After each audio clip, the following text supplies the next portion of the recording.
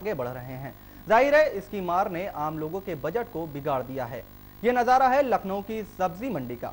यहाँ दुकानें हरी भरी सब्जियों से सजी पड़ी हैं, लेकिन इसके खरीदार कम मिल रहे हैं। जी हाँ, महंगाई के इस दौर में सब्जियां भी अब आम आदमी की पहुंच से दूर होती जा रही हैं। देखते देखते सब्जियों के दाम आसमान छूने लगे हैं। आसमान छू रहे हैं सब्जियों के भाव। अचानक बढ़ गई कीमतें। लोग ढूंढ रहे हैं विकल्प। मौसम की है मार या वजह है कुछ और।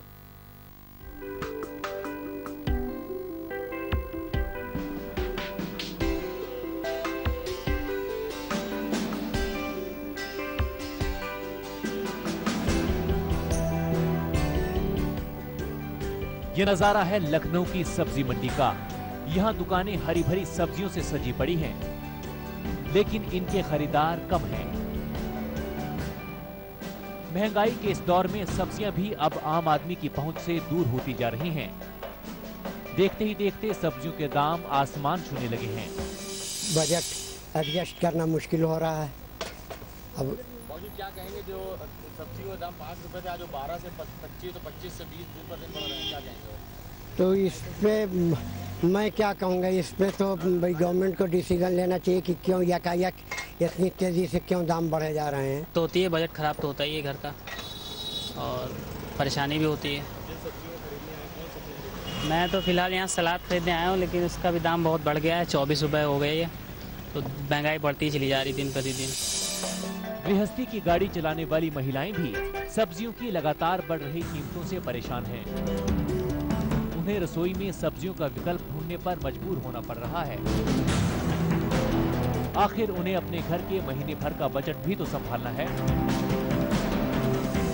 दिक्कत यह है कि हम ज़्यादा खा नहीं सकते, अपने बच्चों को खिला नहीं सकते ज़्यादा अच्छी हरी सब्जियां, और उसमें हमने कमी लाकर हमने उसका सब्स्टिट्यूट एज अ दाल, कड़ी, ये सब चीज़ें यूज़ करनी शुरू कर दी हैं।